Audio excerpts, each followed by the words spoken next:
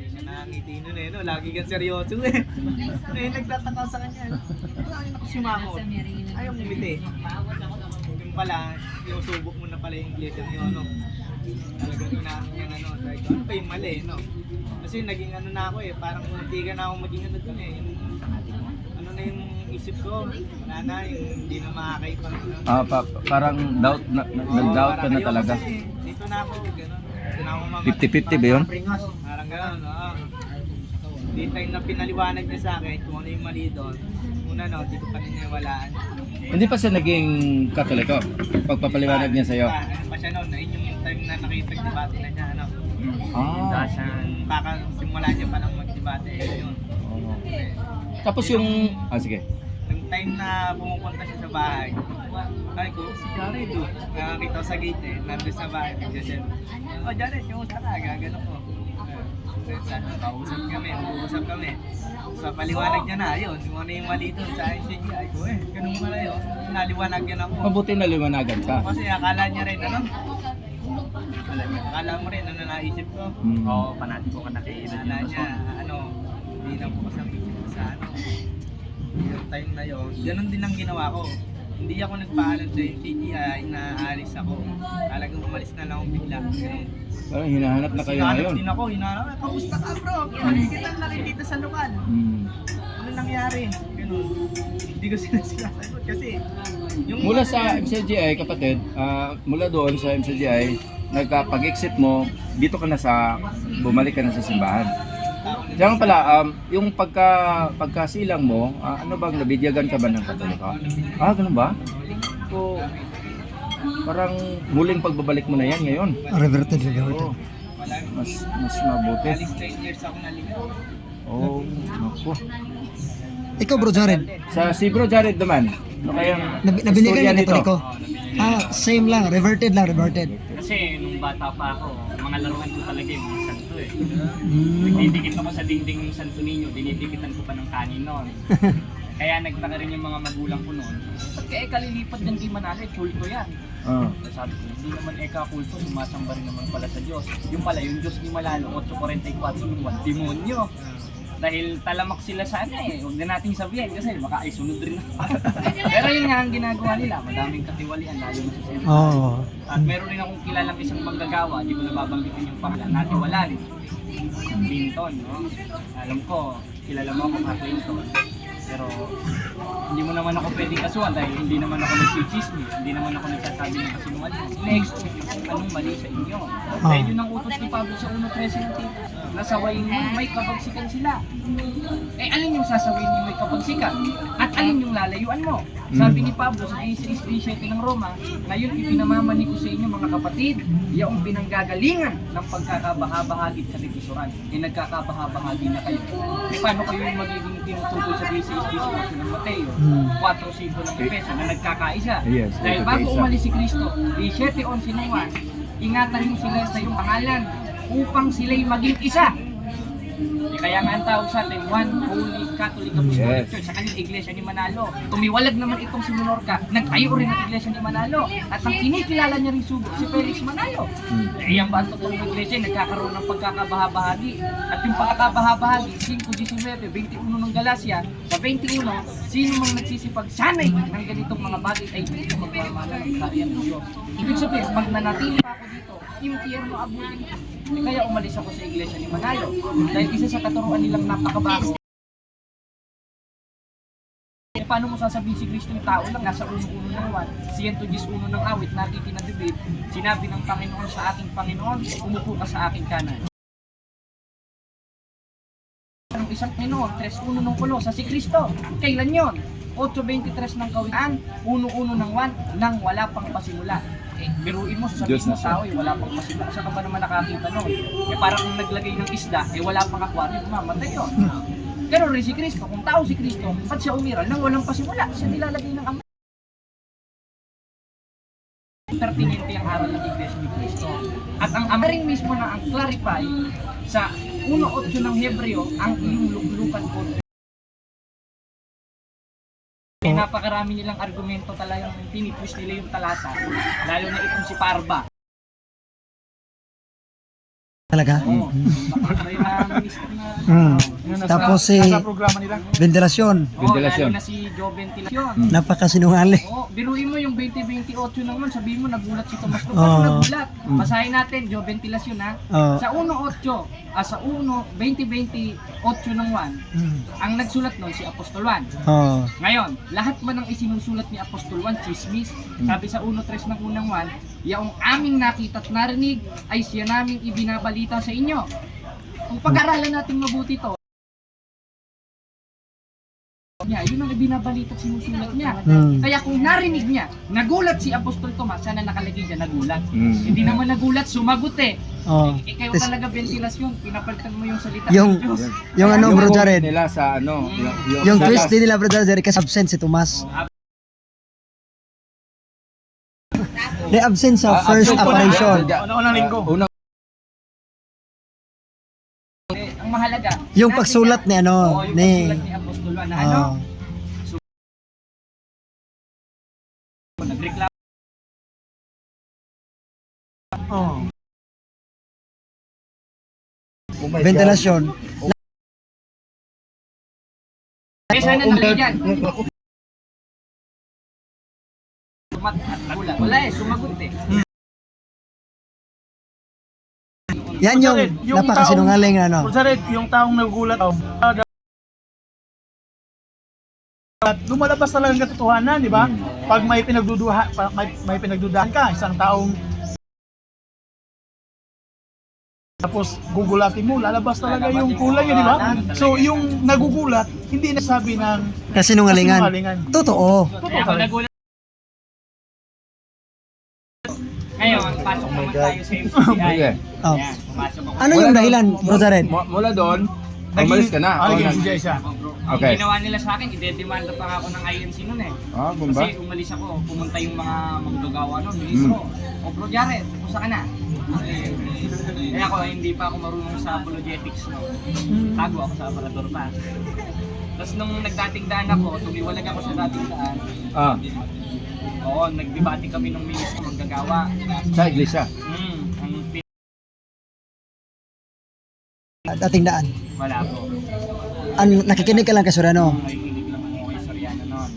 Anong year yun, Bro Jared? Buhay pa ba Soriano? Patay na po. Ah. So si Rason na yung pinakinggan mo. Si Rason. Pero parang walang live na si Rason. Parang Wala po. yung nakikita ko kasi ano follower ako sa nating daan eh. Paano na yan? Paano nangyari yon? Pag sanip mo sa ano, MCGI, Oh. galing nga ay... Okay. Nananalangin ako, sinasama ko si Soriano eh. Kumaga ano, talaga. Ipinipray mo si Soriano. Naka-face-to-face pa kayo na ano, El Soriano? Si Rason Patay na siya. Ah, Si Rason Sa lang. mga hindi naniniwala na sinasabing hindi ako MCJ, pakita ko sa iyo.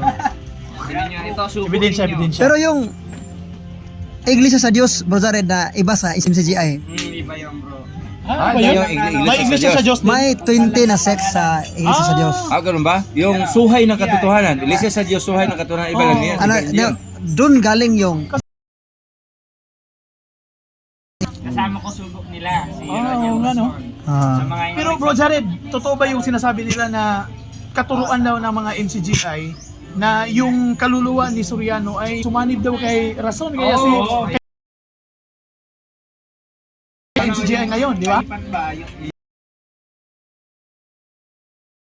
Pero yun yung pinalabas nila. Ayun ang pinapalabas nila.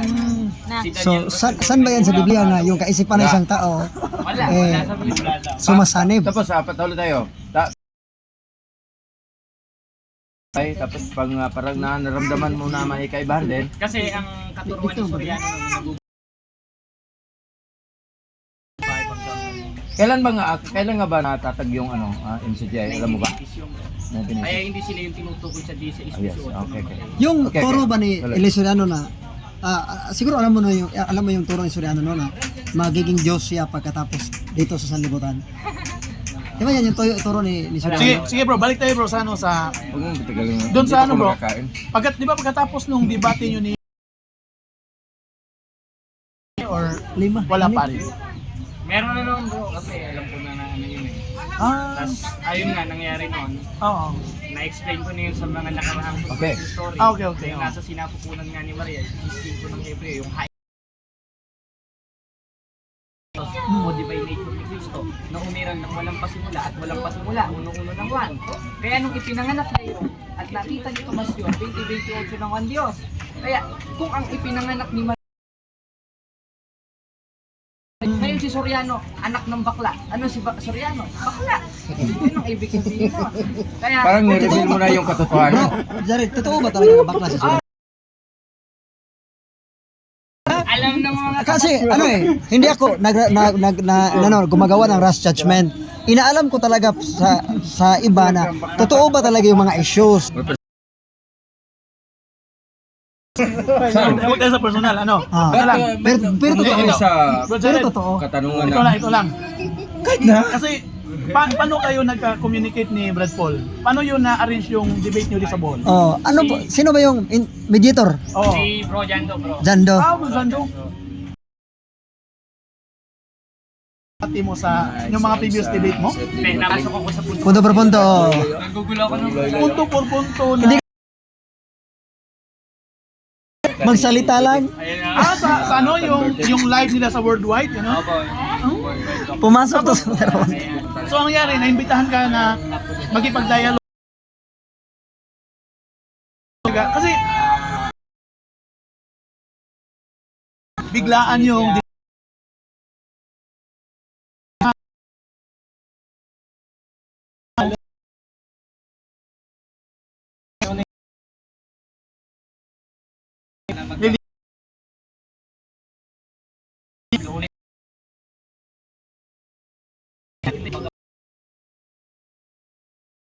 Ako ng Diyos. Kaya, tas ganito. Tunok na pa. Ikaw Talaga marunong yan sa debate. voice record ko no. Oo. Nung nila Bro Eric tsaka nila Bro JD, lilipat ka na ba sa Katoliko para hindi magalit? So sila, magdududa yung mga kapatid, ayoko lipat. Ngayon, ito namang pakialamerong Denmark Santiago nito. Pinagkukuha yung voice record ko, ipinusat tutol. So 44 talaga ng San Juan si Denmark. Ha? 8:44 ng San Juan. Sinungaling talaga. Bukod sa sinungaling, Gis 38 ng Hebreo, ngunit kung ang aking lingkod na matwid ay mabubuhay sa pananampalataya, kung siya'y umurong, ay umurong si Denmark, hindi So, Actually- actually, pala kayo sana kay Denmark. Nagdebate na po kami. Nagdebate na, tapos na. Pero si Denmark, SDA na si Denmark noon. Oh, si Denmark. Ano kasi bro, yung may MI pa yung dinadala-dala niya. No, tapos Anak ko din siya dito. oh, MI din siya. Tapos ano na ngayon, yung ayaw kasi niya yung member lang siya, di ba? Palagi gusto niya siya yung Yeah. siya yung palaging leader, ganun talaga eh. Sa ultra din. So, sa ultra. attitude problem talaga. Pag ganon, hindi na ako magtataka bro, nasa ikalawang Timoteo 3:1 noon. Sa pagdating ng panahong mapanganib, marami talagang mayayabang at inasin si Denmark Santiago. Eh paano kung magmamataas? Eh samantalang ang pinili ng Diyos, 1:27 ng unang Korinto, yung kahinaan at kababaan ng sanglibutan.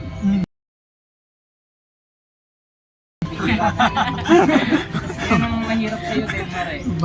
Kaya yung, tsaka may nagsabi rin sa akin, yung Orthodox. Ano yung first reason bro na ba't ka yung first lang tumatak yung kay na ito talaga dapat yung gagawin ko, yung babalik ko sa Katoliko dahil sa yung first reason mo. Ano ba yun? Mother of God. Mother of God. Oo, kasi nung nagdebate kayo ni Brad Paul, nasa gilid ako. Ang nangyari kasi, pag studyhan niyo yung debate nyo, ang nangyari, naging dalawang persona yung si Kristo. O kasi ginigiit mo na yung si Kristo ay inalamang ni Maria sa kaniyang pagkatao. So, you are dividing Christ into person. Kasi wala namang ina na nanganganak ng So, you're creating two person in one body. So yan yung nangyari, yan yung conclusion ko. Kasi hindi naman dalawang persona si Kristo, one person lang yung tao. Oh, so ang nangyari, yung Mother of Christ, yung Christotokos, yan yung stand ng mga Protestantism. Tapos yung first na bishop na it was bishop in Constantinople na si yung in 431 na na-excommunicated sa simbahan, yan yung nagturo ng Christotokos, not Theotokos, si Nestorius, ang obispo. Tapos na-excommunicated sa simbahan ni Pope Sixtus. Tapos ang nangyari, naaral mo talaga yung way ni Nestorius, kasi yung turo ni Soriano, Nestorianism talaga, na yung binigay lang ni Maria ay katawan lang. Yung cooperate nakikooperate si Mama Mary through sa pag-yes niya, tapos yung binigay niya yung katawan ni Kristo, yung nature lang, pero hindi yung persona. Pero yung person ay dumaan talaga. Ang issue dyan, ang issue talaga yun bang person na dumaan doon, Diyos ba yun? Oh, yan yun. Pero sa totoo, meeting kami na. Oh. Hirap na hirap akong Kasi naniniwala ako Diyos Cristo. Yung pinanganak ni Maria, naniniwala ako Diyos. Oh, yan yung problema. Ang new Nestorianism ngayon, Bro Jared, may new Nestorianism First, denying the divinity of Christ. Pag hindi ka naniwala na negating the divinity of Christ, ninigar mo. Pangalawa, you are creating two person.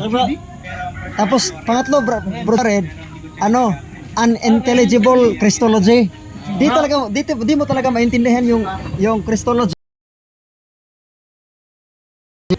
pag hindi ka naniniwala sa Mother of God. Yung paniniwala na Christokos. So yan yung key point. Tapos nag heart to heart ka na Bro AJ Paul. Tapos pag uwi ko ngayon, talagang siniyas. Yung kasama mo dati ba? Si Eric. Oh, asa na yun? Papasyon na po siya ngayon. Ha? Katoliko na. Gusto ko talaga yung bumalik si Bro Eric. Yan yung yung palagi na tanong na sana ba yung si Bro Eric kasi